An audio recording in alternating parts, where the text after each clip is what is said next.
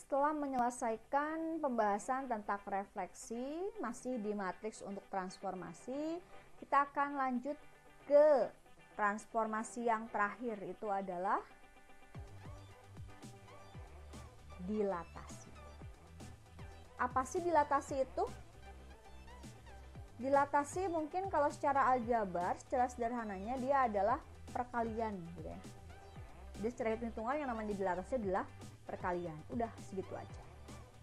Tapi mungkin akan lebih bermakna dilatasi ini kalau ditinjau secara geometri.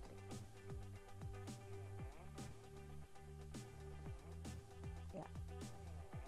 Dilatasi atau perkalian itu misalkan sebuah garis AB,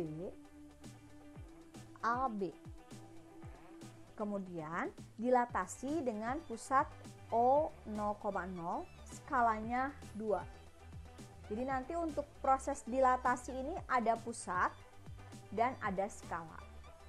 Kalau dia pusatnya 0, skalanya 2, artinya titik A ditarik dulu ke 0, kemudian kita ukur panjangnya, lalu nanti dari 0 ini kita tarik 2 satuan daripada OA. Jadi kalau ini misalkan segininya 2 cm, maka nanti dari O kita tariknya 2 kali 2, 4 cm. Untuk yang B juga sama. Titik B tarik dulu ke pusat, kemudian ukur panjangnya. Kalau ternyata OB adalah 2,5, kemudian kita karena skalanya 2, maka nanti dari O kita akan tarik garis 2 dikali 2,5. Berapa? 5. Maka O tariklah 5 satuan, akan menjadi B aksen. Transformasi seperti ini dikatakan sebagai dilatasi. Kita akan mendapatkan garis A aksen B aksen, panjangnya itu pasti 2 kali lipat daripada AB. Demikian juga nanti kalau ada bangun datar, misalkan segitiga didilatasi dengan skala 3, maka nanti bayangannya itu panjang sisi-sisinya harus 3 kali lipat lebih besar daripada yang awal.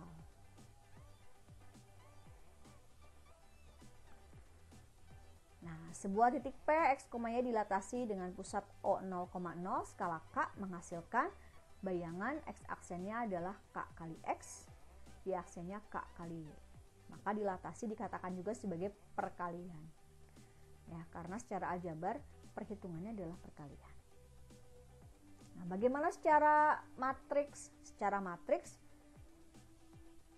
yang digunakannya adalah K0, 0, K. Karena ini kalau diproseskan, dikaliin bakom, baris kali kolom, hasilnya ya ini juga. Jadi secara matriksnya K0, 0K, X kali.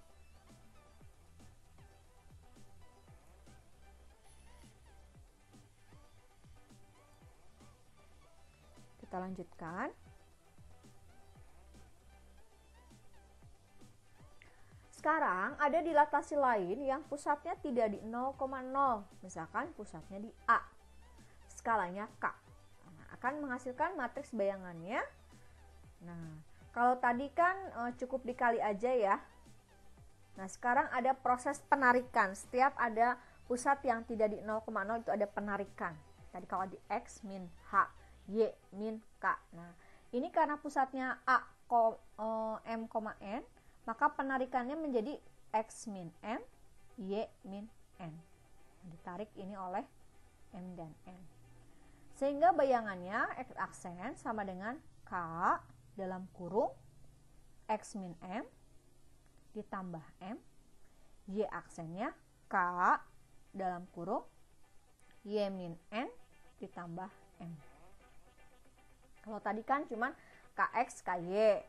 Nah, sekarang X-nya dikurangi M, tapi di akhirnya tambah lagi dengan M. Kemudian yang keduanya, yang Y aksennya, Y-nya dikurangi dulu dengan N, di akhir tambah lagi dengan M.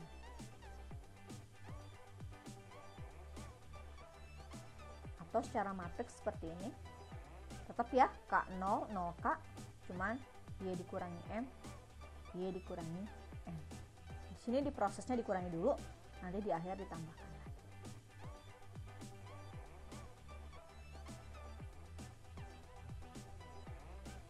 Prinsipnya ya, kalau secara geometri bisa dilihat K itu misalkan sebagai skala ya. Jika dilihat dari angka, kalau si K itu antara 0 dengan 1, 0 dengan 1 itu berapa sih? 0 dengan 1 ini adalah pecahan sejati. Misalkan K-nya setengah, K-nya seperempat, K-nya 2/3, K-nya 7/8. Maka gambar garis yang kita buat sebagai bayangannya itu akan lebih kecil atau diperkecil. Tapi jika K-nya lebih dari 1, 2, 3, 5, 7 dan seterusnya, maka garis atau gambarnya itu akan diperbesar. Itu dilihat dari besaran angkanya.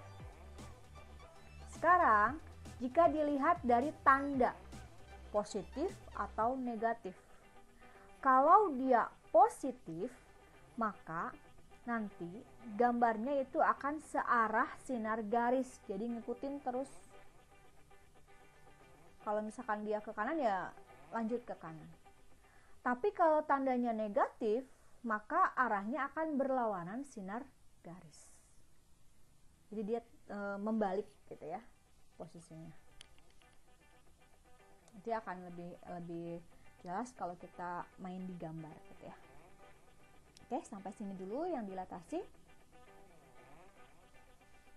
Semoga bisa dipahami ya.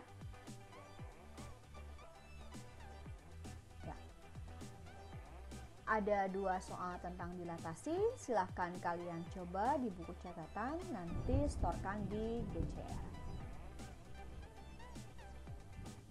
Oke. Ya, Assalamualaikum warahmatullahi wabarakatuh.